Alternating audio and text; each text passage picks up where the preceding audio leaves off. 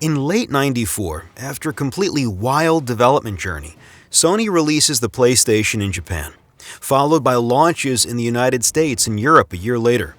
Despite a rocky start, the console gains traction, benefiting from an extensive promotional campaign, the piracy rampant, and, more importantly, Sega's numerous missteps with the Saturn and the lack of games on the Nintendo 64. Gradually, the PlayStation establishes itself, eventually dominating the market and overshadowing the competition, thanks to omnipresent third-party publishers and a continuous stream of game releases.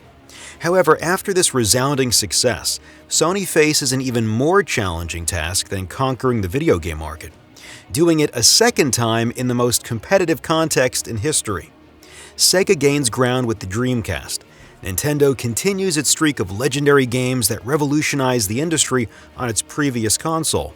And a new player enters the scene, Microsoft, with its highly anticipated and promising new console. This marks the epic journey of the wildest console in history, the one that completely redefined the standards of a gaming console. This is the story of the PlayStation 2.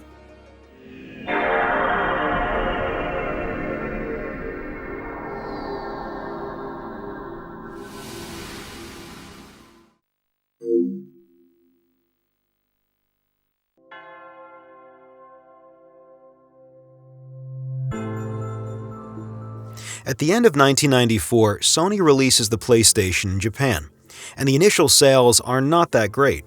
It lags behind Sega's Saturn, sparking a fierce competition. Almost immediately, Ken Kutaragi, the man who oversaw the project from the CD player for the Super NES to a new console, starts considering the next console. However, he quickly encounters resistance from Sony's leadership, which sees things differently. If the PlayStation doesn't become a commercial success, there might not be a next console. Remember, a significant portion of Sony's executives vehemently opposed the making of the first PlayStation and didn't want the company to focus on video games. To make matters worse, Kutaragi, a controversial figure, is driving the project forward. Some of his colleagues describe him as manipulative, insolent, stubborn, provocative, and disrespectful of hierarchy. This behavior is deemed unacceptable even more in Japan, and a substantial number of them wish for only one thing: the failure of the PlayStation. It lands in the United States and Europe a year later in September 1995, and the beginnings are more convincing. It catches up with and gradually surpasses Sega Saturn. In 1996, the Nintendo 64 arrives like a rocket, quickly reaching the PlayStation's level, thanks to Super Mario 64 that shatters all sales records. But PlayStation sales remain strong, and there you have it, the project for a next-generation console is truly launched. Kutaragi had been working on it on his own anyway, whether authorized or not.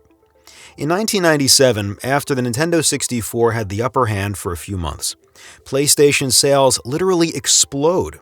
This is fueled by a price drop from $299 to just $199, taking advantage of a quiet year for Nintendo's console, with many game delays and the eagerly awaited 64DD. PlayStation also benefits from prevalent piracy on the console, which skyrocketed the console on some territory, mainly Europe, the introduction of a joystick-equipped controller, and major releases from third-party publishers: Final Fantasy VII, Tomb Raider, Oddworld, Crash Bandicoot, Final Fantasy Tactics, Resident Evil, Tekken, Twisted Metal 2, and the start of Gran Turismo promotion. The PlayStation outshines its competitors, validating Ken Kutaragi's vision and choices to create a straightforward console with easy game development, an affordable price point, and a significant focus on marketing while collaborating with third-party publishers instead of trying to sell in-house developed games. In the middle of 1997, following the convincing sales of the PlayStation, Ken Kutaragi is promoted and directly catapulted into the position of CEO of Sony Computer Entertainment, the department responsible for video games. This marks the beginning of the Kutaragi Show, earning him the nickname Crazy Ken. This isn't the first time he's caused a stir. During the development of the PlayStation 2, his former colleagues recall his behavior. He asked the engineers for a cutting-edge, cost-effective architecture, and every morning he yelled at them. Whenever they explained that something was not feasible, he would respond, "Impossible is not an option. I want it done." In every meeting, he would forcefully assert his ideas, and whenever someone contradicted him, he would bark for an hour over a minor disagreement, to the point that no one dared to contradict him anymore. He used his hierarchical superiors to translate his ideas into English in meetings, which is highly frowned upon in Japan and can be interpreted as humiliation. Sometimes, specific points had to be addressed in meetings, but Kutaragi explained that he already made his decision and used the meeting to talk about something else. He made very important decisions on his own, which greatly annoyed a portion of Sony's executives. One day, I made an appointment with him and his team to discuss the piracy issue, and he denied everything. So he demonstrated how people were pirating the console right in front of him, and he continued to say, "There is no piracy problem with the PlayStation."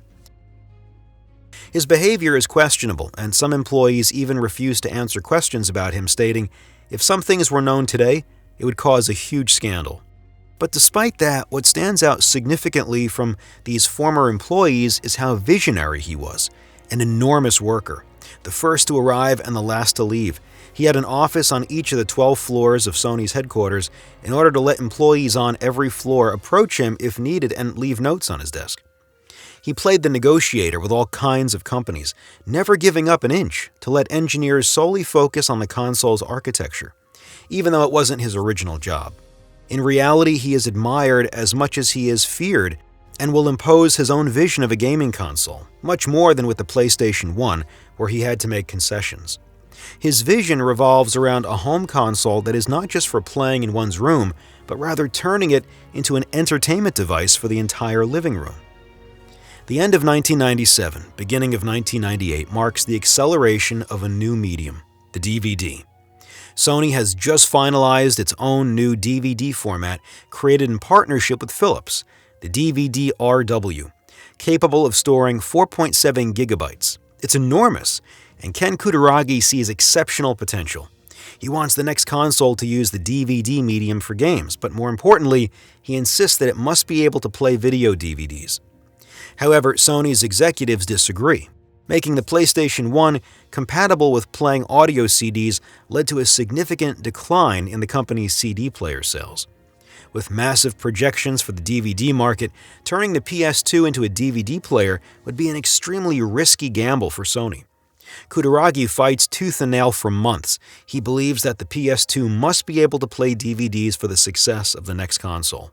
Even though a good portion of the top executives rejects the proposal, Sony CEO Norio Aga, who likes Kutaragi, personally approves the decision. The PlayStation 2 will also serve as a DVD player, marking a first victory for Kutaragi as he sees the project gradually taking shape. The heart of the console is very challenging to design because by the late 90s, technological advancements in the gaming world are staggering. Every 6 months, significant technical revolutions hit the scene, leading to a real war between graphics cards and processors, involving video logic with its PCX2 and the exceptional 3D hardware acceleration of 3DFX's Voodoo graphics cards. The battle intensifies month after month, making it a very difficult challenge to design a console in a period where the world of computing is evolving so rapidly. Remember that Sega developed 2 consoles in parallel with different architectures using different components, leading to the Dreamcast for the same reasons. Sony decides to partner with the Japanese giant Toshiba and invest $2 billion in semiconductor companies to design a processor called the Emotion Engine. Its theoretical power is simply monstrous, and it is named so because it supposedly has the mathematical power needed to simulate emotions because according to Sony, this means they can create 3D models and faces with clearly visible emotions. Moreover, it is supposed to manage artificial intelligence so effectively that it eventually gives the impression of having genuine feelings. The question of the console's name arises, and as Kutaragi wants it to be in line with the previous one, the name PlayStation 2 is chosen, despite some reservations from some team members and other proposals. However, Sony has a lot of difficulty designing the appearance of the console. The look of the original PlayStation is highly appreciated and a big selling point of the console, making it challenging to follow up. Teiyu Goto, the man who designed the PlayStation in very close collaboration with Kutaragi and who also designed the first controller and the famous symbols that have become popular, takes on the task of designing the PlayStation 2. For this new console, Kutaragi's only instructions are create a design that appeals to everyone, which is too vague to provide any specific guidance. Goto struggles immensely to envision what a successor to the console would look like, and the initial designs are rejected by Sony's higher-ups because they resemble the already announced and showcased Dreamcast by Sega. The PlayStation 2 needs to stand out. Goto is somewhat at a loss for inspiration, unable to produce a convincing prototype. Strangely, he finds the inspiration in a prototype of Atari's latest PC, the Falcon 30 Microbox, which never made it to market. Sony seemed to have acquired the patent during Atari's bankruptcy. Goto essentially picks up its design, creating something similar, and it's even explicitly mentioned in the console's patent. The only thing left to change is the color. He opts for black, representing the universe, with a blue logo symbolizing the Earth in the midst of this universe. Kutaragi announces the console as the entry into a new universe. One of the most annoying issues for players with the PlayStation 1 is the fragile game cases that easily break upon opening. Consequently, Sony decides to create new ones for the PlayStation 2. To achieve this, Sony America hires an artist, Hawk-Yeo, who has collaborated with various publishers on significant games. His task is to design special game cases with peculiar shapes, pyramids, trapezoids that introduce movement, an artist creating something completely unique that significantly helps the games using his cases stand out. Hawk-Yeo designed several case models, including this highly exotic one that truly convinces Sony America. However, during the prototype stage, Sony Japan decides to cancel the project and opt for conventional and cheaper DVD cases instead. As for the controller, the question doesn't really arise because Sony, which was lagging behind the competition, especially Nintendo, which introduced an analog stick and vibrations, among other features in its controller, described by journalists as a gem, has just released the dual analog controller, and more importantly, the Dual Shock. Even though some players and journalists, especially in Japan and America, initially complained because the sticks are quite low on the controller and the grip is less natural than with directional buttons, Goto and Kutaragi decide to stick with the same model to maintain continuity with the previous console. They believe that over time, everyone will get used to it. Consequently, the DualShock 2 for the PlayStation 2 is a very similar model to the first one, slightly improved with sticks that offer better grip and are slightly more precise than before. It is lighter and will be available in black, matching the console. And one day during a trip to South Korea, Kutaragi meets several publishers and developers who explain to him that in South Korea, players prefer computers, cyber cafes, or arcades for those who don't have them. They play online MMORPGs, something surprising and not very widespread globally in the video game industry at the time. South Korean players pay a monthly subscription in order to connect and access content to download via the internet. Seeing this, Kutaragi gets the idea to do the same for Sony. Instead of adding content to a video game, Sony could provide a service for music, images, and videos, featuring popular songs from Sony Music or movies produced by Sony Pictures. Users would pay a monthly fee, turning the PlayStation 2 into more than just a gaming console, but a device encompassing all aspects of entertainment. With this in mind, the console is equipped with a PCM-CIA port that could accommodate accessories, including one that is in development, an Ethernet adapter. However, the issue is that file formats are evolving, and as it's not yet fully defined, Sony makes the somewhat risky choice to integrate a method that allows updating the console's operating system through special memory cards, which will have implications later on. And remember, while Sony is preparing its new console, the year 1998 marks a revival for Sega, which introduces its Dreamcast, a new next-generation console that outperforms all current consoles and is 12 times more powerful than Sony's PlayStation. The Dreamcast has an architecture very close to that of a PC, making ports of games on the console much simpler than before. Throughout this time, rumors about a new Sony console are everywhere, with images seemingly appearing out of nowhere, speculations about a potential DVD player, a supposed new Final Fantasy in the works. It's mind-boggling. The console is already everywhere, even though it hasn't been officially announced. But the sales of the PlayStation are exploding. The year 1998 is an exceptional year for Sony's PlayStation. It's truly the year when Sony's strategy of partnering with numerous third-party developers pays off, as they finally deliver an astonishing number of high-quality games. The excellent racing simulation Gran Turismo, the pinnacle of 3D fighting games with Tekken 3, the outstanding Metal Gear Solid, Resident Evil 2, Tomb Raider 3, Parasite Eve, and many others, all within a few months. As a result, Sony can't announce the PlayStation 2. It would significantly impact the sales of the PlayStation and the recently released blockbuster games.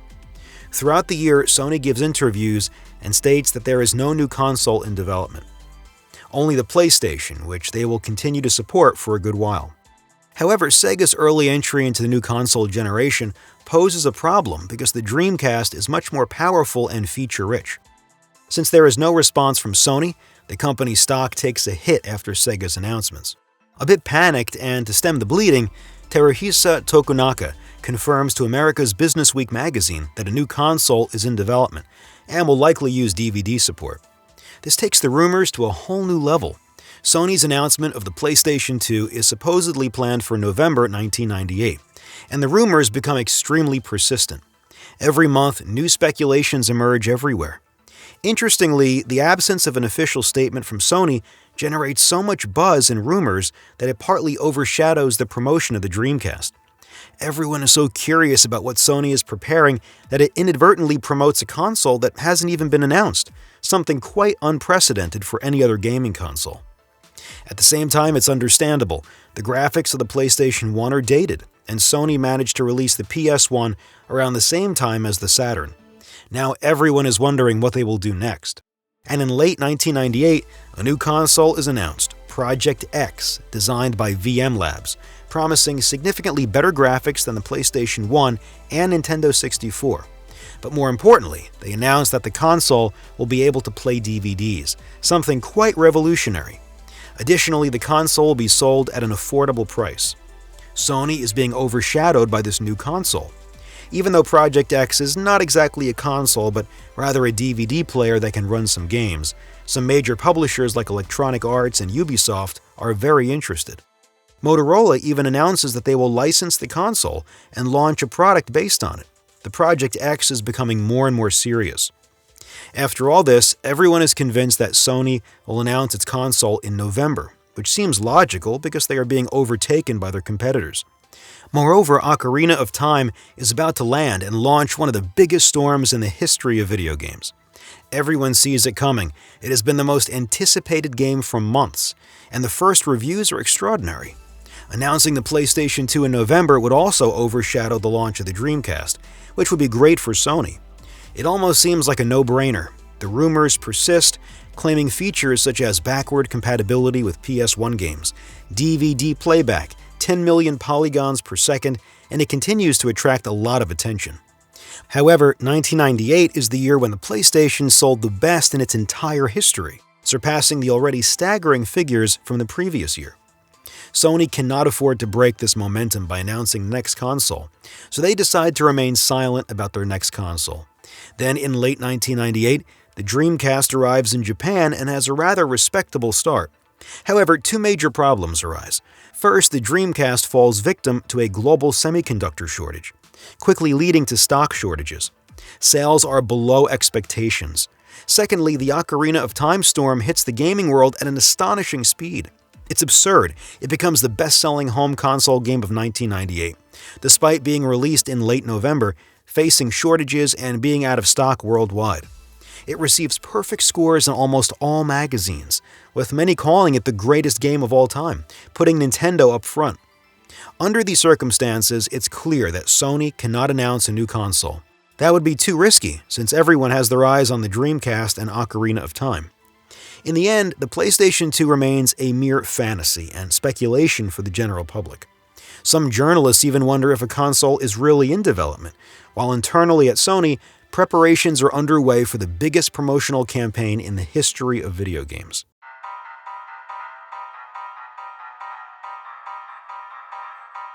In early 1999, Sony will send the first development kits to a select group of developers, but the information leaks, and now anticipation begins for a release in a few months, probably by the end of the year. The PlayStation 2 is once again capturing everyone's attention, even though nothing official is announced. Then in February 1999, the prestigious and very reputable UK magazine, Edge, announces that they have gathered a lot of information about the PlayStation 2. Indeed, they disclosed its launch date, price, and some technical specifications. This announcement generates a lot of attention because, much like Famitsu, Edge holds significant influence in the gaming world, further heightening expectations. Then, in March 1999, Sony invites hundreds of journalists from around the world to a special press conference, where they will present the technical specifications of the upcoming console. It's mind-blowing. The presentation focuses on the emotion engine, and it is simply monstrous. Sony announces that they have developed the most powerful consumer processor on the planet, exclusively for their next console. Better than words, they showcase 9 technical demos of the console that leave a huge impression on the attending journalists. It seems to outperform the PCs of that time, and the journalists are impressed. They even invited many well-known developers to give a positive image to the console, greatly enhancing its credibility. Sony also announces that it will be backward compatible with the entire PlayStation 1 game library, something very rare at the time but which worked well for Nintendo when they released the Game Boy Color compatible with classic Game Boy games. This announcement has a bombshell effect. In addition to that, Sony announces compatibility with Dolby Digital Sound, potential DVD playback via an accessory to be obtained later, and that the games will initially come on CDs and later on DVDs. They explain their new vision for the console, aiming for a connected device with the internet and an entertainment device for the whole family, rather than just a gaming machine with a possible service for movies, music, and images with a monthly subscription. They conclude by revealing that they have built new factories specifically to produce the emotion engine, aiming to avoid shortages, and announce a release for winter 2000 in Japan, followed shortly by the rest of the world. It's mind-boggling, and the PlayStation 2 is on everyone's mind even though the console hasn't been revealed yet. People are in shock due to its announcements, which have already made the Dreamcast theoretically obsolete, as the PlayStation 2 is much more powerful. Some journalists even refer to the Dreamcast as a console from a previous generation, which will severely impact Sega since the console has just been released in Japan and is about to arrive in the rest of the world. The countdown has begun. The PlayStation 2 is coming to Japan in a year. Nintendo, sensing the shift in momentum, is forced to announce that a new console is in the works, even though the Nintendo 64 has been on the market for less than 3 years. Sony has dealt a significant blow to Sega and Nintendo with these announcements alone. And then we reach May 12, 1999. It's the start of the E3, and it's one of the most anticipated E3s in the history of video games. Sega is set to announce an international release date for the Dreamcast. The PlayStation 2 is expected to make an appearance, and Nintendo has declared that they will unveil the technical capabilities of their next console. All eyes are on the event taking place in Los Angeles. It's a real war that the manufacturers are about to engage in. Nintendo's booth focuses on the Pokémania, which has just exploded worldwide, and on visually impressive demos like Perfect Dark. Sega's booth reserves a significant space for Sonic Adventures, and Sony's booth showcases the famous and highly impressive technical demos to the general public.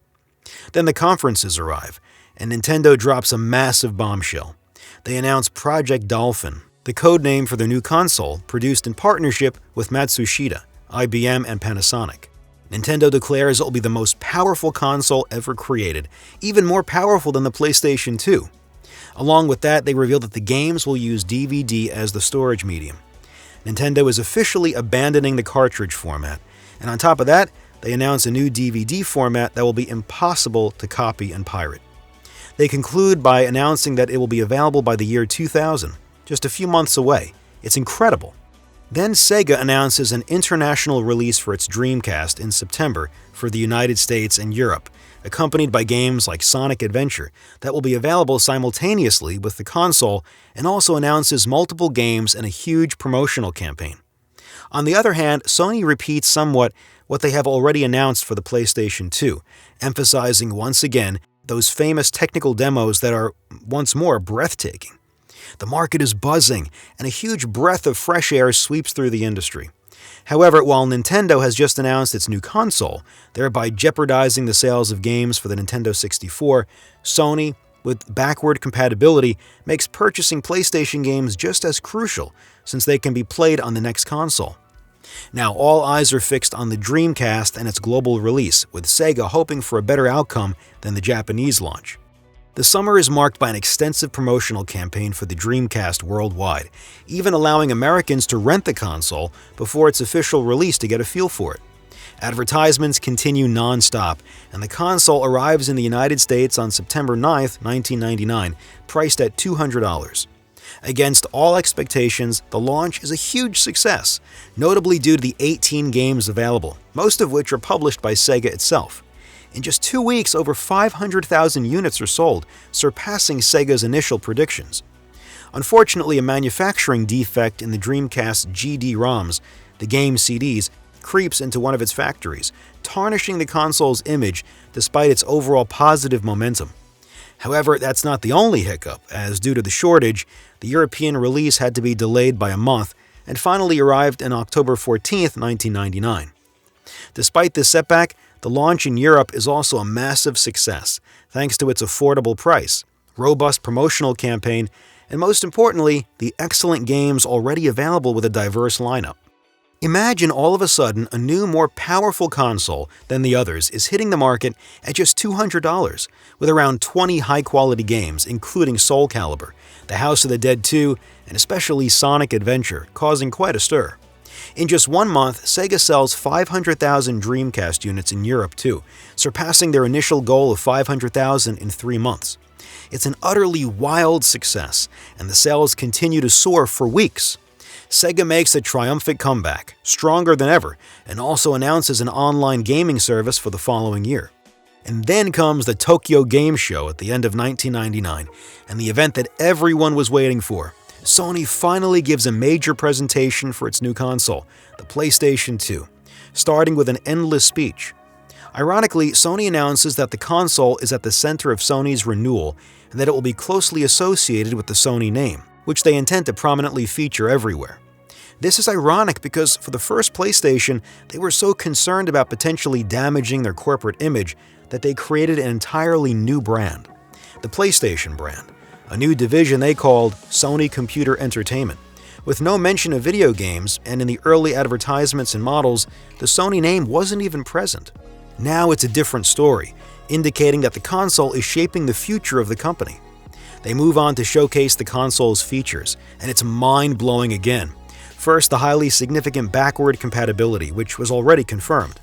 Then the introduction of the new controller, the DualShock 2, with very few changes, except that the sticks are more precise and all buttons are pressure-sensitive, capable of measuring the force applied, theoretically translating it into gameplay ideas.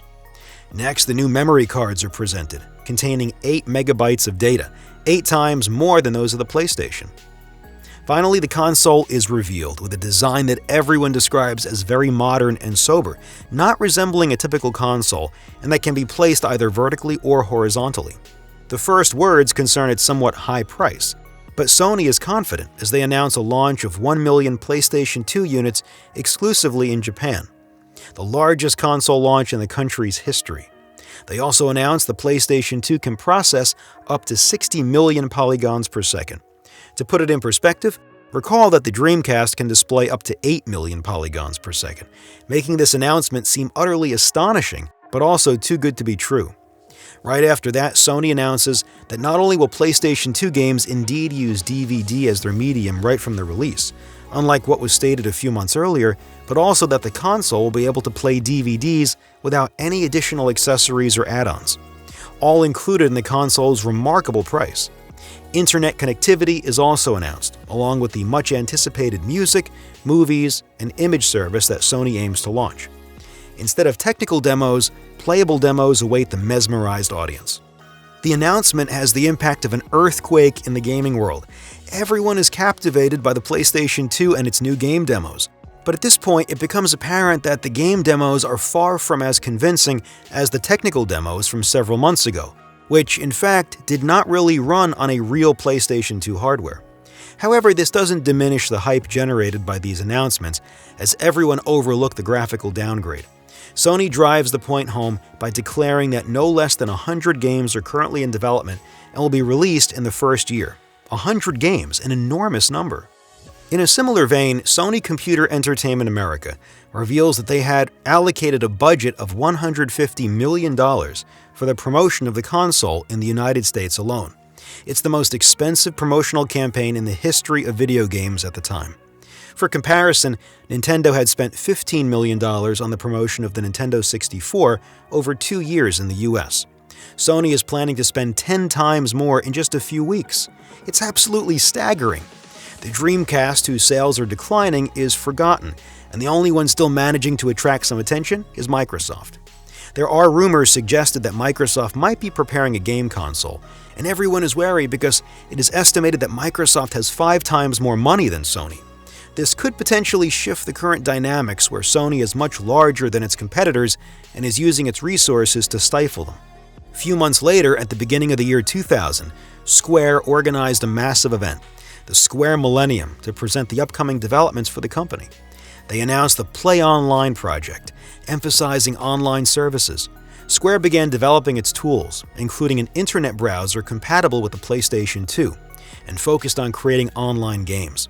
A substantial list of games was planned, starting with a special episode of Final Fantasy, which would be a MMORPG released on the PlayStation 2, along with 2 other Final Fantasy games planned exclusively for Sony's consoles. This announcement was a significant win for Sony. Square, being one of the world's largest game publishers and the largest in Japan, provided exceptional support just weeks before the console's release. Square not only showcased its console, but also undermined Sega's stance on internet connectivity, a position Sega was vigorously defending.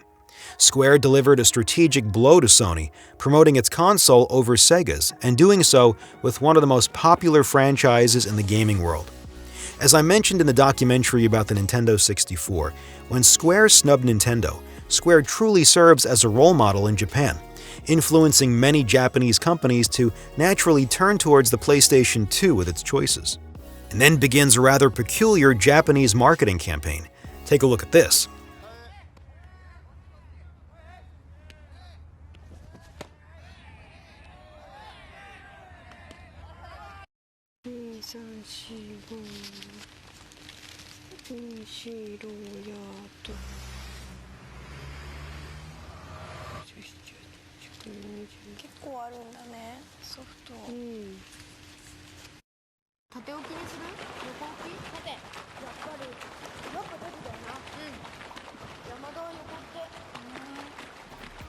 They are simply short snippets of daily life with the PlayStation 2 logo at the end of the advertisement and a number, which seems to indicate a countdown.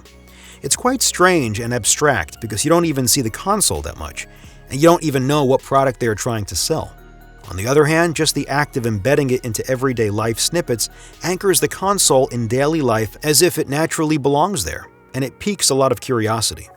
These advertisements were broadcasted on a large scale and bombarded at an insane frequency, showcasing various scenes of everyday life for everyone: mothers, office executives, high school or college students on their way to school. It's an extreme, extensive promotional campaign targeting a massive audience. And it's going to work like a charm because the PlayStation 2 is eagerly anticipated by thousands of Japanese who have set up camp in front of stores, sleeping with extremely long queues. There are so many people in front of stores waiting several days before the release in freezing weather that the police have to disperse them for their own safety. Sony even offers pre-orders online on their website, and in literally 2 minutes their server crashes due to an overwhelming number of connections. Sony has planned for 1 million consoles, but it might not even be enough given the tremendous anticipation. Finally, we arrive at March 4th, 2000, and Sony is gearing up for the biggest launch in the history of video games. But of course, nothing is as simple in the gaming world, and nothing will go as planned.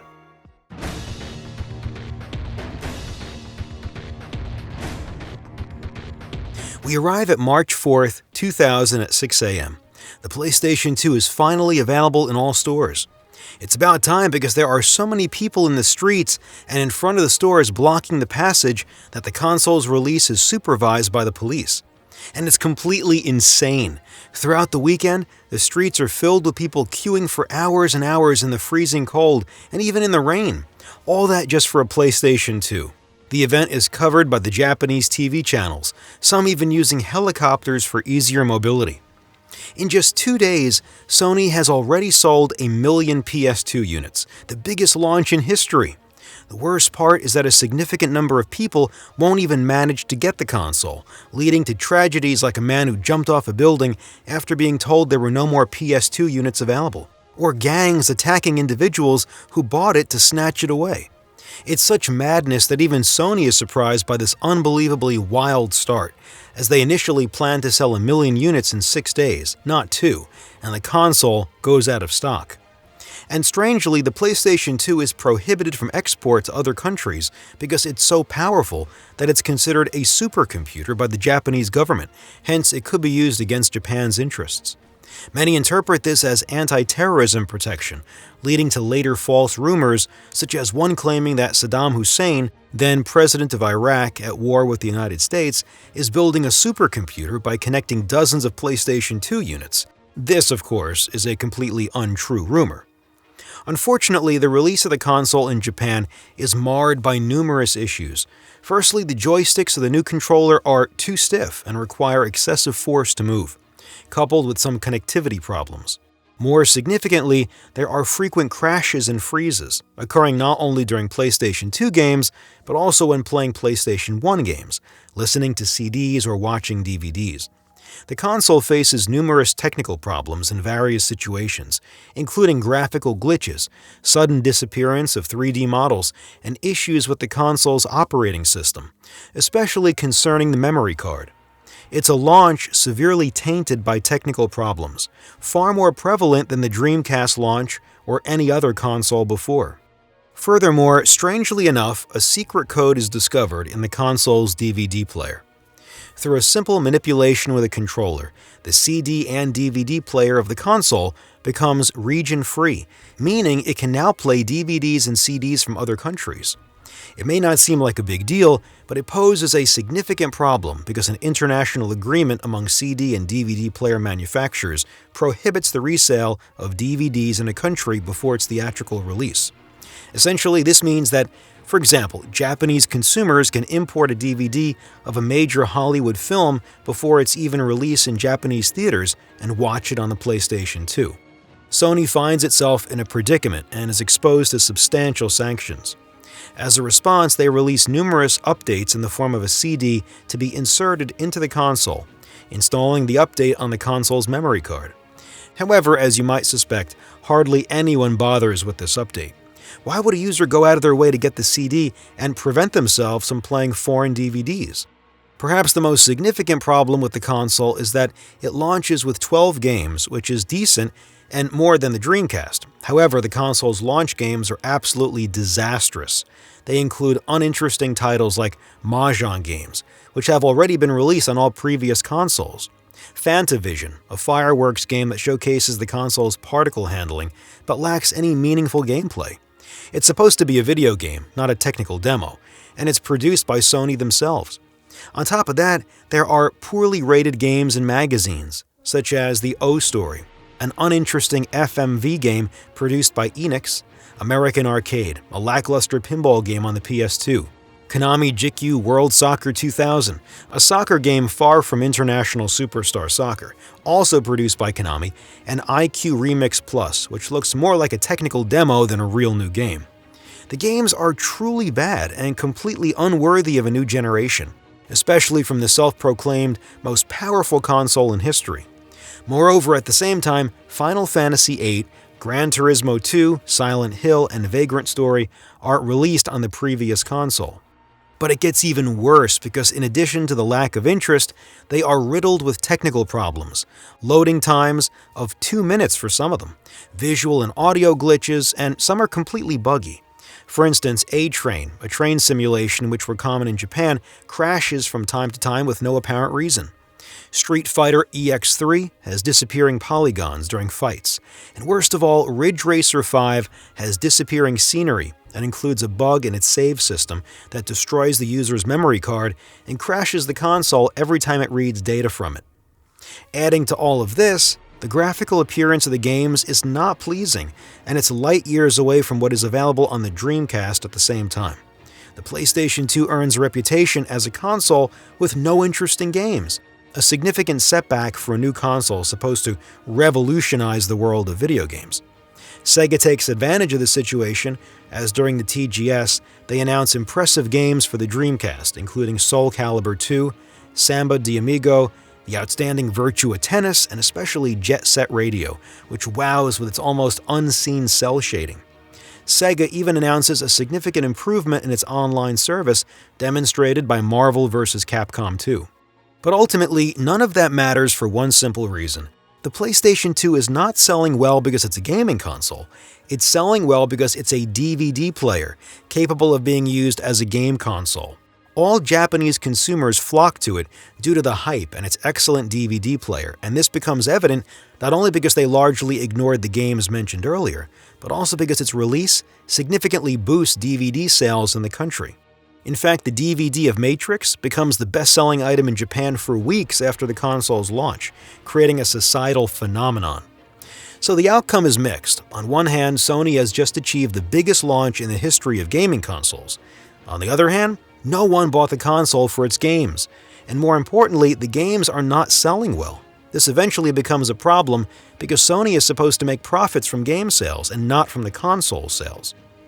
But it's time to bounce back as we reach June 2000, and the E3 2000 is finally here.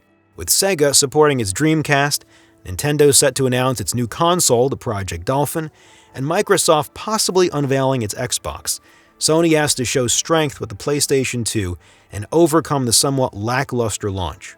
This is a clash of the titans, and the E3 2000 is the first E3 with 4 major players in a moment when the video game industry is changing, entering a new era. Microsoft presents some technical demos of games for its upcoming console, and it's mind-blowing. The technical demos are extraordinary and surpass the competition by a significant margin, to the extent that many wonder if these demos are misleading, as Sony did with its PS2.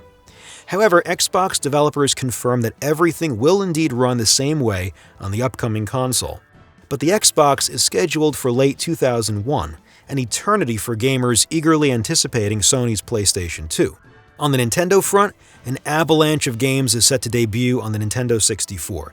Banjo-Tooie, Resident Evil 0, Pokémon Stadium, Conker's Bad Fur Day, Paper Mario, Mario Party 3, Mario Tennis, and 2 titles that will stand out: Perfect Dark, the spiritual successor to GoldenEye that left a massive impression on everyone, and Majora's Mask, which reuses the engine of Ocarina of Time for a completely new adventure promising to be unique and original.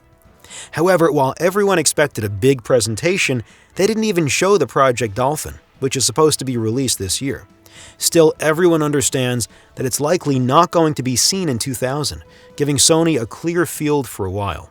Well, not entirely, because Sega delivers an excellent E3, following the trend set by the previous TGS with titles like Alone in the Dark, Phantasy Star Online, and especially Jet Set Radio, which impresses everyone along with Sonic Adventure 2. Sega's E3 is exceptional. On Sony's side, there isn't much. The PlayStation 2 will rely on Metal Gear Solid 2, but it won't be a PlayStation 2 exclusive. Sony's booth barely showcases PlayStation 2 games. Instead, it features mostly PlayStation 1 games, even though the new console is set to launch worldwide in a few months. Even worse, many developers start complaining about the console. But to sweeten the deal, Sony does what Sony does best, throwing a massive party right in the middle of the Sony Pictures Studios in Los Angeles, complete with unlimited food and drinks. This extravagant party cost $2 million and is extended to the journalists attending the show. However, this doesn't change the fact that the console is losing momentum due to fierce competition. Sony starts feeling the heat and decides to enlist the help of David Lynch, a filmmaker known for his distinctive work and eccentric personality. They want him to produce an advertisement for the PlayStation 2 in Europe and the United States, granting him complete creative freedom and an almost unlimited budget. The only given theme is that of a new world. And here is the PlayStation 2 advertisement produced by David Lynch before its release.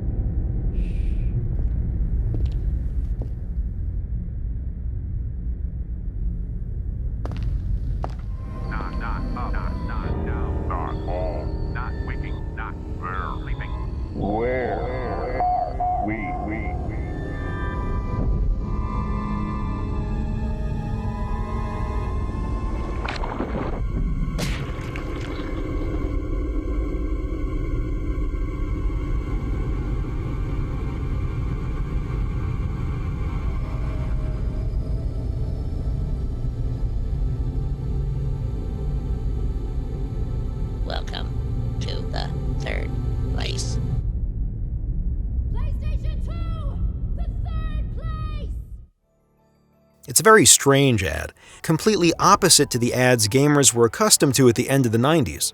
An adult man walking down a corridor, regardless of the direction he looks before his head detaches from his body, then reattaches before ending up in front of a mummy and a duck-headed man who says, "Welcome to a new world."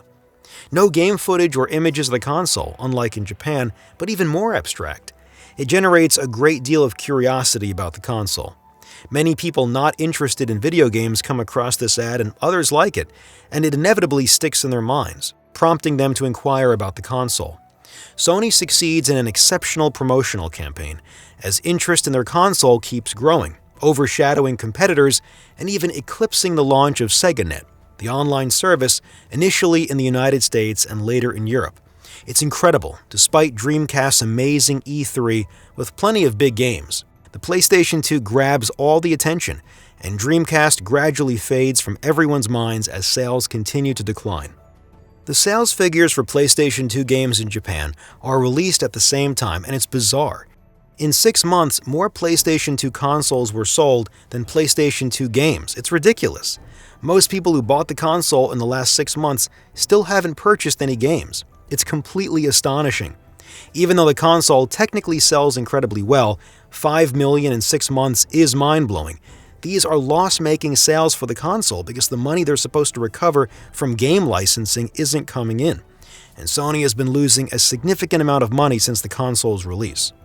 Developers who made substantial investments to release PlayStation 2 games are also in danger. Consequently, many of them will take advantage of the release of the PS1, a new model of the PlayStation 1, to focus on reproducing PS1 games, leaving the PS2 without a substantial game library. And then comes Nintendo Space World 2000, and Nintendo finally announces and showcases its next console, the Nintendo GameCube. It's incredibly impressive, seemingly more powerful than the PlayStation 2, though no further details are provided. Several game demos are presented, including one featuring Luigi, a technical demo of a Mario game, the introduction of their new portable console, the Game Boy Advance, which can connect to the GameCube. Additionally, new mini-DVDs are introduced, addressing the major issue of long loading times associated with regular DVDs. With the mini-DVD, games may contain less data but load much faster, also making piracy and game copying more challenging. Alongside this, a new controller is unveiled, described by journalists who have tried it as an ergonomic masterpiece. However, a significant drawback of the console is revealed. Contrary to previous announcements, the GameCube won't be able to play DVDs, providing a huge advantage for Sony. And on Microsoft's front, they start gaining momentum. Firstly, because they've just acquired Bungie, the studio developing a game that has been grabbing attention for months, with a game called Halo that impressed everyone last E3. Moreover, developers who received the development kits are utterly amazed and won over. In addition to its monstrous capabilities, it's easier to develop games on it, even more so than on the PS2. Everyone begins to see Microsoft and its Xbox as a serious threat to Sony. In addition, Sony struggles to produce as many PlayStation 2 units as planned, especially since the demand in Japan remains high, and they need to replace units with technical issues. Consequently, Sony announces the postponement of the European release of the console, originally set for October 26th, now arriving on November 24th in Europe, to prioritize the American market. Sony is in a precarious situation, and the allure of the PlayStation 2 is diminishing. Simultaneously, they lack compelling games to launch the console, creating a bit of a deadlock. As a solution, they come up with the idea of leveraging the PlayStation 2 supply issues as a marketing strategy, repeatedly claiming everywhere, albeit falsely, that there won't be enough for everyone. This turns out to be a brilliant move that completely reverses the situation, generating a massive global hype for the console. Several days before the American release, much like in Japan, thousands of people camp outside stores in anticipation. Sega attempts to salvage its console by significantly lowering its price and capitalizing on the frustration of players unable to get a PS2, hoping they will opt for the Dreamcast, both in the United States and Europe. But it's not going to help. A genuine cultural phenomenon is emerging around the PlayStation 2, greatly aided by an utterly wild marketing campaign and this orchestrated scarcity. Sony seizes the opportunity to announce that 29 games will be available at the American launch of the console. 29 is mind-boggling, adding to all the hype, and everyone eagerly awaits the arrival of the console, which promises to be absolutely insane and exceptional.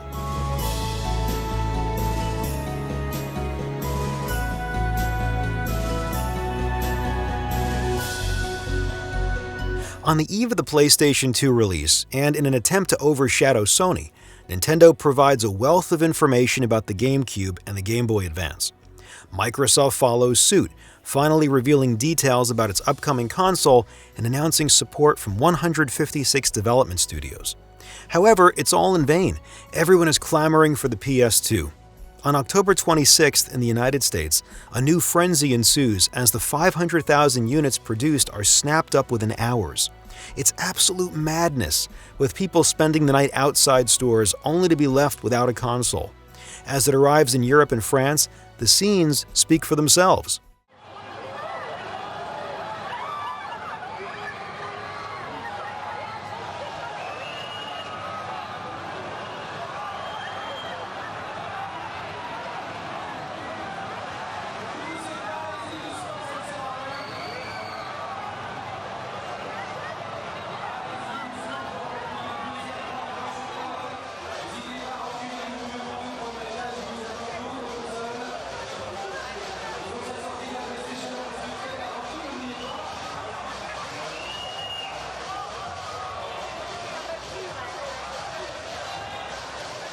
It's incredible. Never before had the release of a console triggered such hysteria. Similarly to Japan, DVD sales significantly surge in the United States and Europe right after the console's release. Priced at only $300 in the US, the PlayStation 2 serves as both a DVD player and a gaming console. It's incredible. Even though it is sold at a higher price in some European countries like France and the United Kingdom, the results are the same. Concerning the console, Sony has addressed many technical issues observed in the Japanese versions, such as the DualShock 2 joysticks and numerous crash and glitch problems, although several issues, particularly with DVD playback, persist. So how can they sell the console at such an affordable price? Well, they are selling it at a loss, and Sony has a strong financial position to absorb these losses. However, the major source of revenue comes from the accessories, which are sold at exorbitant prices. $50 for the stand, $60 for the multi-tap, which was thought to be outdated since Nintendo introduced the 4 ports on the Nintendo 64 5 years earlier, $60 for the memory card, $60 for the controller, and $40 for the almost indispensable RGB cable. These prices might seem outrageous, but once you've invested in the console, you have to go along with it. And Jim Smith, who worked at Sony, remembers how the DVD player saved the console. I bought my first DVD player a few months before the console was released for $400. That was still the price they cost at the console's release, which itself was priced at $300.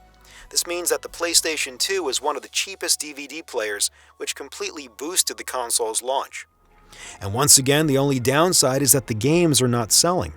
Despite a 30-game lineup already available, players are overlooking the games, and once again, it is used more as a DVD player than as a console, and that remains a significant problem. But then why are the games being ignored? Well, it's the same old story, games lacking interest, riddled with technical problems, and not graphically impressive at all. Especially when Nintendo and Sega are releasing hit after hit, Majora's Mask, Jet Set Radio, Shenmue, Paper Mario, Super Smash Bros., etc. The PS2 games look ridiculous in comparison. David Reeves, president of Sony Computer Entertainment Europe, recalls, "The game lineup, I must admit it wasn't very convincing. We had promised everyone for months that the PlayStation 2 would offer Toy Story-level graphics, but that was absolutely not the case." But then, why do developers struggle so much to deliver quality games for the console? Well, quite simply, because development on the PlayStation 2 is very complex and light years away from what developers were used to, mainly due to the Emotion Engine, which is purportedly twice as powerful as the Pentium 3 found in PCs of that era, and incidentally, what we'll find in the first Xbox. Well, this Emotion Engine will introduce what's called parallel programming. In simple terms, on other consoles, you send instructions to the processor and the graphics chip, which perform their calculations and then cache the necessary data temporarily, and all of that goes directly into the RAM, advancing the game. On the PS2, there's actually several coprocessors working together, so developers need to distribute which coprocessor does what and when, and what to do with the processed data. Sometimes they must wait for the coprocessor to finish its processing before continuing. This requires much more work and money because it's much longer and more complex to program. Additionally, the caches have very small sizes, preventing developers from storing data in them. This implies that they need to constantly recalculate data since, for example, they are too small to store a detailed 3D model, meaning the 3D model must be constantly recalculated for display. It doesn't mean it's not good. It's just that the console has an exceptional architecture that allows for incredible things but is challenging to use, requiring a lot of learning and experience. And this many people will complain about, whether at Namco, Konami, or Squaresoft. Remember that development on the Saturn was extremely complex due to a chip added at the last moment of the conception. Well, for developers, it's even more complex on the PlayStation 2. Shinji Mikami, the producer of Resident Evil and many other games at Capcom, explains, "For the first PlayStation, Sony provided an excellent programming library. The library did a lot of work on its own, but with the PS2, there's no more library. We have to create our own library, which poses a lot of problems because there are a lot of choices to make to achieve the same result. As a result, games struggle to arrive, and those that do are subpar. In addition to that, Nintendo's, Sega's, and Microsoft's consoles are all platforms where development is easy. Sony fears that developers will turn to these consoles and will continue to approach studios, offering them very advantageous deals, a lot of advertising, and sometimes even technical support to help them understand this emotion engine." Chris Deering, who was in charge of this, remembers, "We were approaching studios like crazy to get exclusives. I had meetings all day where I offered a lot of economic benefits, like free promotion, for example. And I remember a meeting with Kelly Sumner, CEO of Take-Two. I managed to secure exclusivity for a game called State of Emergency. Then I asked him if he had anything else in stock. He replied, I have a new Grand Theft Auto game in the works. The Grand Theft Auto series was starting to make a name for itself, so I said okay. And what comes out of all this is that Sony will pay studios not only to fuel its PlayStation 2, but especially to abandon their projects planned for the GameCube, Xbox, and Dreamcast, and it will work very well. Microsoft will follow suit and finally unveil its new Xbox, with the technical specifications of the console, and they are monstrous. It surpasses the PCs of the time. It surpasses the PlayStation 2, it surpasses the GameCube, it surpasses the Dreamcast. The Xbox is now the most powerful console in the history of video games, and by a very, very wide margin. It is estimated to be 2 to 3 times more powerful than the PlayStation 2. Added to all this are the developers they have hired and the games that are supposed to arrive, coupled with a monstrous commercial budget even bigger than Sony's. Microsoft is gearing up to dominate the world of video games. And to make matters worse for Sony, they release a revision of the PlayStation 2 in Japan. But it has very serious technical issues, with games that simply do not work. Sony is saved by one thing. Microsoft announces that its Xbox will not play DVDs without the purchase of an accessory. The PlayStation 2 is therefore the only console that will be sold as an entertainment product, bringing together video games, movies, and music in one device. And in February 2001, Sega announces that they are withdrawing from the video game console market. Sega will only publish and develop games and will no longer produce any console, which means this is the end of the Dreamcast. Sega was completely suffocated by debts, and since the release of the PlayStation 2, the sales of the Dreamcast, which were already insufficient, have completely collapsed, pushing the company to the brink of bankruptcy. It's an earthquake in the world of video games.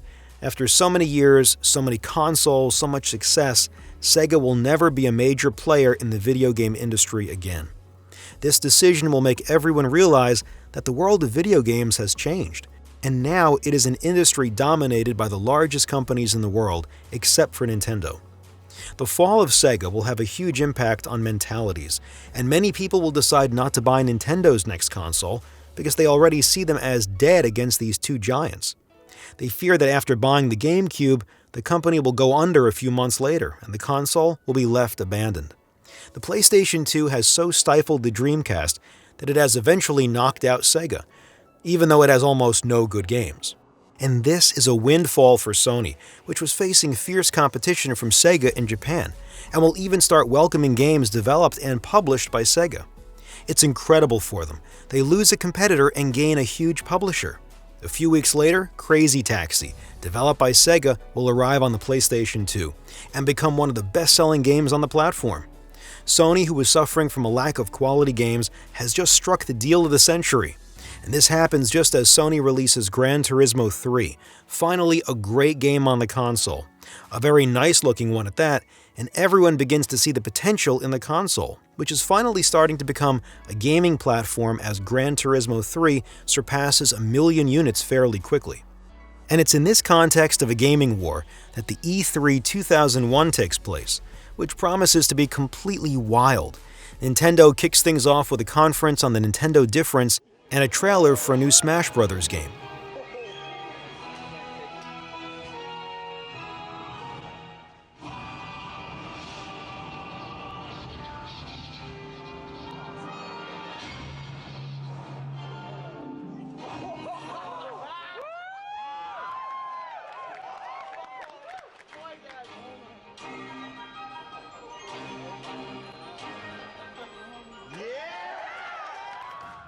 A totally crazy reveal that has the journalists won over. Then they follow up with, I quote, the new game in the Mario series. And here, Nintendo shoots itself in the foot. This is the game that's supposed to convince everyone to buy the console. Now, I love Luigi's Mansion, and I'll talk about it soon on the channel, but it's very different from what everyone was used to. Remember that the Nintendo 64 was represented by Super Mario 64, which had actually managed to overshadow the other consoles, but Luigi's Mansion cannot take the same role. They showcase the game discs, emphasizing that they are impossible to pirate, as if it were a marketing point, whereas the opposite might have been more convincing for players. Then they present the Panasonic Q, a special edition of the GameCube that can play DVDs but will be very expensive and only released in Japan. And finally, they show a few third-party games and some uninteresting demos before revealing the console's launch dates at the end of the year. It's not impressive nor convincing. This is the midst of a real war. Sega has just died, and Nintendo needed much more than that to make an impact. Sony is rubbing their hands. They had feared Nintendo would pull a rabbit out of their hat, but in the end, there will be almost no games at the launch of their console. And then comes Sony's conference, where they announce a remote control for the DVD mode of the PlayStation 2, which is weird for a game console. They show a few seconds of games here and there where you can't see much, then they promote the PS1 with a built-in screen. We get a few game titles scrolling by, a 10-minute demo of Madden, the famous American football series. It continues with the trailer for the Final Fantasy movie because yes, Squaresoft was working on a movie at that time, a technically impressive but commercially unsuccessful film.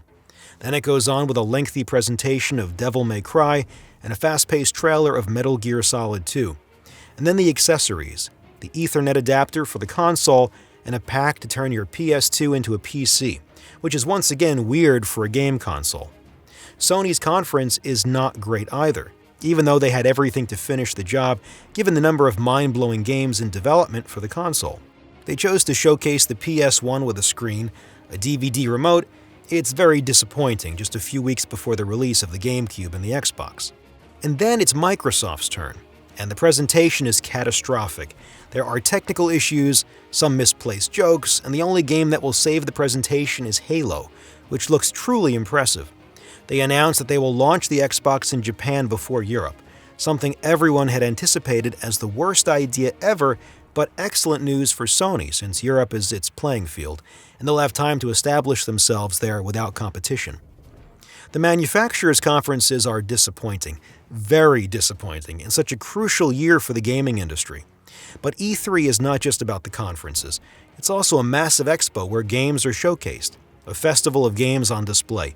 Metal Gear Solid 2, Luigi's Mansion, Grand Theft Auto 3, Halo, Pikmin, Final Fantasy X, Ico, Max Payne, Crash Bandicoot, Devil May Cry, and the list goes on. The grand winner of E3, in fact, is Sony because a vast majority of the games showcased at the event will be released exclusively on the PlayStation 2.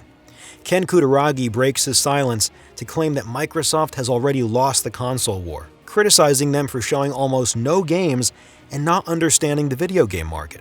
Microsoft responds timidly, but hostilities are underway, and Sony's attitude betrays nervousness about such a massive company as Microsoft diving headfirst into the gaming industry. Their anxiety might be justified. The GameCube and the Xbox could pose a significant challenge to the console.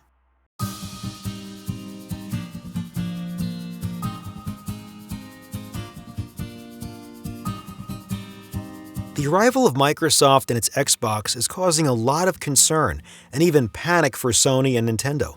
Just imagine one of the world's largest companies suddenly entering this market and investing tremendous amounts of money, inevitably making everyone nervous. Sony, particularly anxious about Microsoft's arrival, does something incredible to slow down Microsoft. They threaten retailers, saying they won't supply them with PS2 units if they sell the Xbox in their stores. It's a crazy move that leads many retailers to choose to boycott the Xbox and focus solely on the PlayStation 2. Sony solidifies its dominance by using its power to control the market. And Kutaragi has many reasons to be optimistic about what's coming. The PlayStation 2 has just lowered its price, but more importantly, the big games are finally starting to arrive on the console. Final Fantasy X arrives like a messiah in the early game drought, and having a new, visually stunning Final Fantasy is going to make it take off like a rocket. It's followed by Grand Theft Auto 3, the graphically exceptional Metal Gear Solid 2, Jax and Dexter by Naughty Dog, Devil May Cry by the creators of Resident Evil, Max Payne by Rockstar, Silent Hill 2, Tekken 4, even Time Splitters, a multiplayer online game. The games took time to arrive, but they all came at once, right before the release of competing consoles, and they addressed the PlayStation 2's biggest flaw. The console's sales are going to literally explode even before the rival consoles hit the market and before knowing exactly what they'll offer. The PlayStation 2 has taken a considerable lead. And on top of that, all these games are going to overshadow the promotion of the two competing consoles, which, I remind you, lack a solid lineup. We reach September 14th, 2001, and the Nintendo GameCube is finally available in Japan, but the sales aren't fantastic. Well, that's what one might think if we only look at the sales figures, which are 5 times lower than the PlayStation 2 launch. But in reality, Nintendo sold everything it produced. Nintendo lacks both Sony's production capabilities and a strong game lineup, not to mention a DVD player. So selling that many units in this context, especially over a year and a half after the PlayStation 2 launch, is a discreet but decent debut. And while the GameCube was supposed to arrive on November 5th in the United States, it will be delayed by 2 weeks due to production issues and will be released 3 days after the Xbox.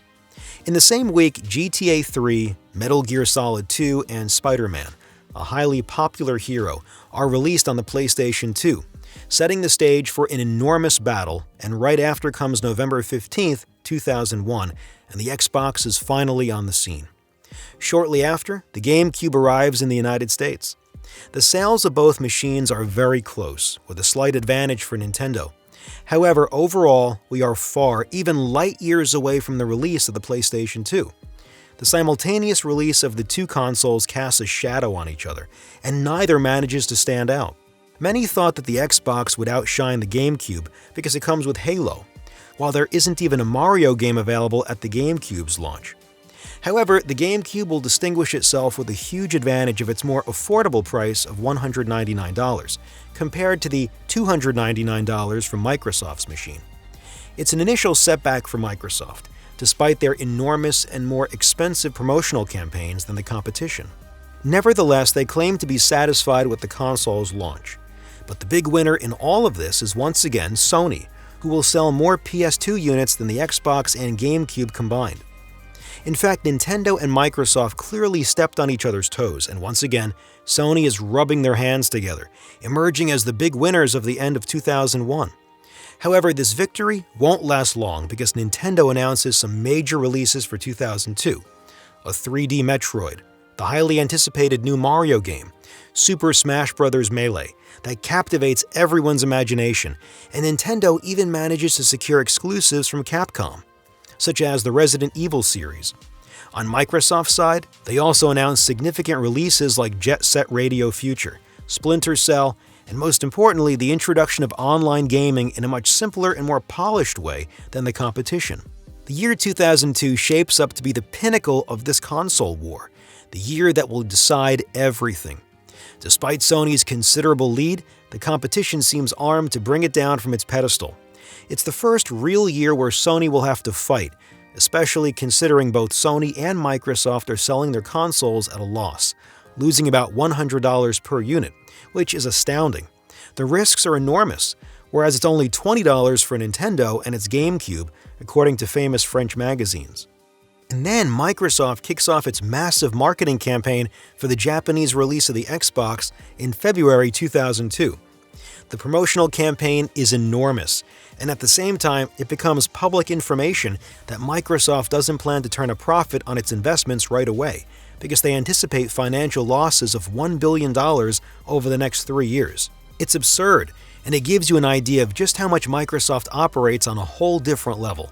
But at the same time, Square announces and unveils Final Fantasy XI, an online MMORPG for consoles exclusively on the PlayStation 2. This announcement generates significant attention, especially in Japan, just before the Xbox release. To compete, Microsoft decides to lower the price of the console in Japan even before its launch. And at the same time, Nintendo is delaying the release of its GameCube by 2 months in Europe, pushing it to May, already the middle of the year. On February 22, 2002, the Xbox lands in Japan, resulting in a catastrophe. Sales are abysmal, only half of the produced units find buyers, which is truly inadequate for Microsoft, having invested millions in the promotional campaign. This campaign, incidentally, was quite clumsy, and on top of the console's poor performance, it sold even worse than the GameCube on its first day, which already didn't boast stellar sales. Games also performed poorly, and Jet Set Radio Future, supposed to be the flagship for the console in Japan, only sells 15,000 units, microscopic. We're far from the wildly successful launch of the PlayStation 2 2 years prior. We'll dive into these details more in the Xbox video documentary. Sony will further solidify its dominance there with a partnership with Sega, giving priority to its console in the coming months, featuring plenty of new games as usual. The following month, the Xbox is released in Europe at the exorbitant price of €480, the equivalent of $580, with games costing €70 each, the equivalent of $84. The scenario repeats itself. The start is challenging and very disappointing. The PlayStation brand is so dominant in Europe, and even more so in key European countries like France and UK, that there's hardly any real competition. Additionally, soccer games are thriving in Europe and are almost exclusively available on PlayStation 2. The console is everywhere, and the competition doesn't stand a chance. Well, that's what Sony would like, but then the GameCube arrives. While Nintendo's promotional campaign in Europe is weak, oddly enough, there is high anticipation. To maintain its dominance, Sony decides to drop the price of its console to $199 worldwide, causing sales to surge once again. However, this doesn't impact Europe, as the price remains the same, given the excellent sales and the competition being crushed without the need for this effort. Microsoft tries to compete by also lowering its console to €299, but it's already too late, the damage is done. In this context, the GameCube arrives in Europe with 21 available games, but still no sign of Mario. However, this doesn't prevent the console from making a good start with 400,000 GameCubes sold, and more importantly, an average of 2.3 games purchased with each console, which is quite impressive. But not as much as expected, as not all the stock was sold, indicating that Nintendo anticipated better sales, given that the number of consoles sent to retailers is typically the expected sales volume. It's still very encouraging. Meanwhile, Microsoft does something quite bold. It lowers the price of its console in the US to $199, just like the PS2, even though the production cost of the console is much higher. Microsoft abandons Japan and Europe, focusing all its efforts on the United States, the world's largest market, while Nintendo aims to challenge the PS2's dominance in Europe and Japan. And here, Sony does something somewhat questionable. Feeling invincible but selling its consoles at a loss, Sony finds that players aren't buying enough games, and they would like to recoup some money, so they turn to the most sold accessory of the console, the memory card, and decide not to renew the licenses of the companies that manufacture them, leaving only their own on the market, and thus securing the entire market. However, this strategy completely backfires because the demand is so high that they can't produce enough, and for months, PS2 memory cards become completely unavailable. This situation is what was referred to as the Great Memory Card Famine. Hundreds of thousands of players find themselves in a situation reminiscent of the 1980s, having to play games like Final Fantasy X without a memory card and leaving the console on for days on end. On to E3 2002, and this E3 is utterly crazy. First, Microsoft announces an incredible flood of games for its console: Psychonauts, Dead or Alive, Panzer Dragoon, Project Ego, Steel Battalion, Deus Ex 2, Splinter Cell 2, and the list goes on. Microsoft doesn't get discouraged despite the poor numbers for its console. But Nintendo's E3 is even more insane, with lots of games announced for the Game Boy Advance and plenty for the GameCube: Star Fox Adventures, the exceptional Metroid Prime, Mario Party 4, and most notably, the successor to the legendary game.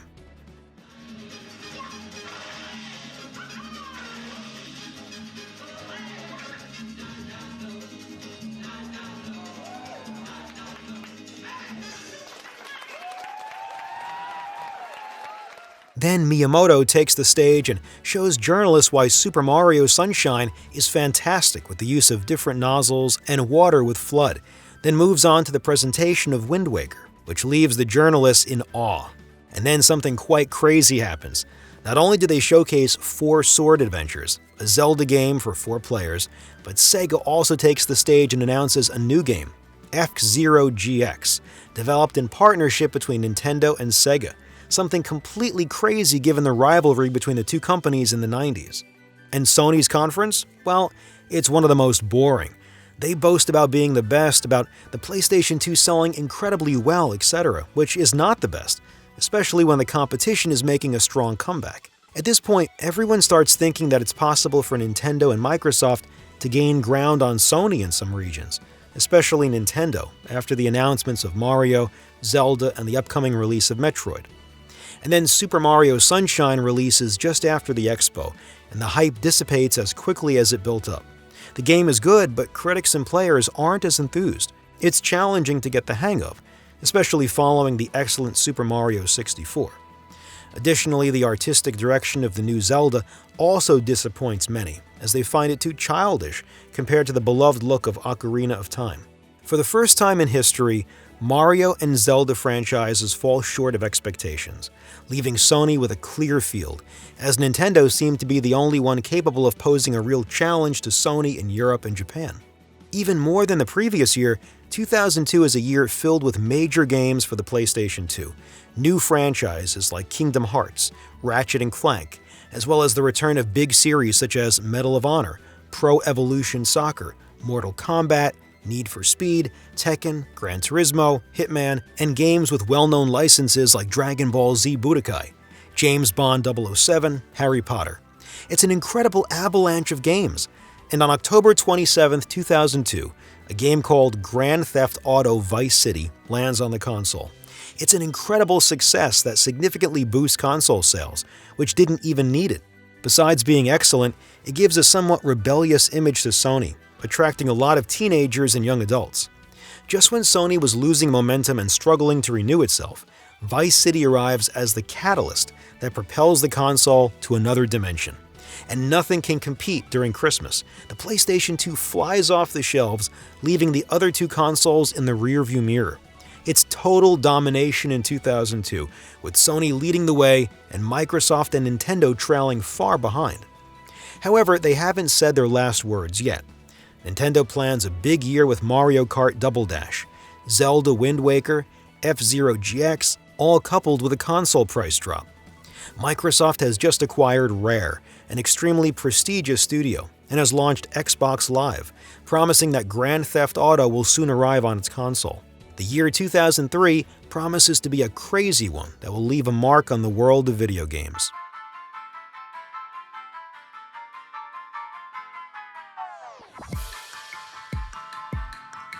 The year 2003 begins, and the holiday sales figures are out. Unbelievably, Nintendo managed to overshadow Sony in Japan throughout the Christmas season, thanks in large part to Mario Party and The Legend of Zelda: The Wind Waker. which significantly boosted console sales. For the first time in Japan, despite its considerable lead, the PlayStation 2 is losing momentum. Furthermore, with the upcoming releases of Mario Kart Double Dash and F-Zero GX later in the year, console sales are expected to rise even further. This marks the second episode of the price war. Nintendo introduces the Platinum Series, somewhat reminiscent of the Player's Choice on the Nintendo 64, a selection of games at half the price. Sony follows suit with its Essential, the Best, or Platinum Series, depending on the region of the world. Most importantly, after this slowdown in Japan, they lower the console price twice in the same year. They are determined not to cede ground to Nintendo. However, this strategy doesn't quite work, as sales stabilize only temporarily and begin to decline again. Fortunately for Sony, right on cue once again, Final Fantasy X-2 is released, and Dragon Quest VIII is announced exclusively for the PS2. Suddenly, console sales skyrocket in Japan. At the same time, Square and Enix merge into a single entity, Square Enix, which decides to expand its game releases beyond Sony consoles. Microsoft throws its final efforts into the battle, launching Xbox Live worldwide and initiating a massive marketing campaign focused on this new service in the United States and even in Europe. They introduce numerous compatible games and secure significant solo exclusives like the inaugural Fable. Similarly, Nintendo releases the Wind Waker worldwide, receiving an extraordinary critical acclaim with perfect scores in numerous magazines and websites. A rarity at the time, but players are still complaining about the artistic direction of the game too childish in their eyes. They also unveil the Game Boy Player, an affordable accessory enabling gamers to play Game Boy and Game Boy Advance games on their GameCube in better quality. It truly seems like Nintendo is making a strong comeback. Meanwhile, Microsoft announces even more substantial investments, while Sony, surprisingly, doesn't do much and remains surprisingly silent. And it's in this context that we reach E3 2003, one of the worst E3s in history. On Microsoft's side, the emphasis is once again on online gaming, but with ads everywhere for online play, it's clear there's no need to dedicate half the presentation to it. The other half is filled with interludes and trailers for secondary games. Fortunately, Halo 2, even though criticized for its overly scripted sequences by journalists who got to try it, manages to elevate the overall presentation. On Nintendo's front, they announced that Mario Kart Double Dash won't support online play, a massive disappointment for gamers. Most significantly, Satoru Iwata reveals that Nintendo is already working on its next console and promises not to lag behind anymore, acknowledging their history of releasing consoles later than the competition. The GameCube is no longer at the forefront of Nintendo's plans as they gear up for what's next. Similarly, Microsoft discusses its next console. Sony, on the other hand, boldly declares the war is over, the PlayStation 2 has won. Surprisingly, Sony doesn't even bother to support the PlayStation 2 in the presentation, focusing instead on the PlayStation Portable, a new handheld console touted as the biggest revolution in the gaming world and the 21st century Walkman. Reflecting the tone of this E3, the year 2003 is a remarkably quiet one for home consoles. Just barely 2 years into the console war, the PlayStation 2 has surged so far ahead that it's beyond anyone's reach. Even Microsoft's billions can't bridge the gap. Sony is untouchable. The manufacturers are already gearing up for what's next. It's incredible, and for the first time in history, the dominance is so extraordinary that everyone's mindset has already shifted away from the current generation, even though the war has only been in full swing for about a year and a half. The PlayStation 2 doesn't even need Sony's active support to shine. It can confidently pave the way for what comes next. And it will shine thanks to another of its features, the USB ports included on the front. Sony releases iToy Play, a game sold with an accessory, a webcam that enables somewhat rudimentary motion recognition and plugs into the USB port. Well, the issue is that while it's fun to explore, its practical use is a bit ridiculous. The motions aren't always accurately recognized. The game and accessory are sold at a high price, and the mini-games are too lightweight, leading to boredom fairly quickly, even if the idea is rather intriguing. But that's not the only accessory. SingStar is set to launch with a microphone that also connects to the USB port, just a few weeks before the release of Mario Party 6, which will also utilize a microphone on Nintendo's console but generate less buzz. And what's incredible is that, in reality, Sony doesn't have to do much to support its console anymore. The sales are so strong that all third-party publishers prioritize releasing games on it due to its massive player base. Even though 2003 is a relatively weak year compared to the previous one, titles like Need for Speed Underground, Pro Evolution Soccer 3, Ratchet & Clank, Going Commando, The Simpsons Hit and Run, Dragon Ball Z Budokai 2, and Naruto Ultimate Ninja keep the platform alive, even without much additional support. At the end of the year, Mario Kart Double Dash arrives, and just like Mario Sunshine, it doesn't garner unanimous acclaim like its predecessors. This time it's crystal clear: the PlayStation 2 stands alone in its realm, and will remain so until the end. Even if the console sales decline a bit in 2003, it's because Sony is too busy preparing for the launch of its PSP. And the year 2004 is also a transitional year, primarily because Nintendo has just announced a new handheld console with 2 screens and a touchscreen, grabbing quite a bit of attention. Sony will have to struggle to establish the existence of its PlayStation Portable. Consequently, 2004 resembles the previous year, a price drop, but ultimately Sony doesn't have to do much more to support its console. However, towards the end of the year, Sony announces and releases a new model of its console called the PS2 or PlayStation 2 Slim. Here, Sony does what it knows best: biting off more than it can chew and undermining itself. They decide to stop producing the old models of the PlayStation 2 and exclusively manufacture the more profitable Slim versions. However, the new model faces design and manufacturing issues, resulting in a shortage of consoles to meet the demand. For no apparent reason initially, a PlayStation 2 scarcity ensues. In response, Sony lowers the factory testing standards to produce consoles more quickly and meet the demand. This inevitably leads to thousands of malfunctions, prompting a legal action that forces Sony to compensate all individuals who purchased a defective PlayStation 2. And the demand was exceptionally high due to a single game that would create a new storm. That game is Grand Theft Auto San Andreas. San Andreas is an outstanding game, larger, more beautiful, crazier, and more polished than its predecessors. It's a massive achievement for the GTA series, delivering a colossal impact and achieving astonishing success in a very short time. It explodes the sales of both the console and its new model, pushing them into shortage. The San Andreas earthquake is utterly astounding, to the extent that it would eventually become the best-selling game of its generation, despite not being popular in Japan. At the end of 2004, Sony releases the PlayStation Portable in Japan, and gradually the focus shifts towards promoting this portable console and the upcoming PlayStation 3. The year 2005 is significant because it marks the time when Microsoft turns the page, announcing and presenting its new console, the Xbox 360, which is already ready and set to be released by the end of the year. Meanwhile, Sony, still in the process of designing the PlayStation 3, has to rely once again on its PlayStation 2, which bears the heavy responsibility of buying Sony time for its next console. And here we go again. Massive promotional campaigns are rolled out with a significant emphasis on games. Fortunately for Sony, the year 2005 is a completely insane year in terms of games for its console. Developers have finally mastered the complex architecture of the console and are using the emotion engine in the right way, resulting in visually stunning games for their time. Additionally, the year brings forth well-developed game series, such as the excellent Kingdom Hearts 2, Need for Speed Most Wanted, Devil May Cry 3, the extraordinary Resident Evil 4, Pro Evolution Soccer 5, the highly anticipated Dragon Quest 8, the visually stunning Gran Turismo 4, Tekken 5, and newcomers like the first installment of the Yakuza series, the debut of God of War, Shadow of the Colossus, and the introduction of Guitar Hero with its guitar-shaped accessory. Once again, it's a wild year for the PlayStation 2, hosting an incredible number of outstanding games.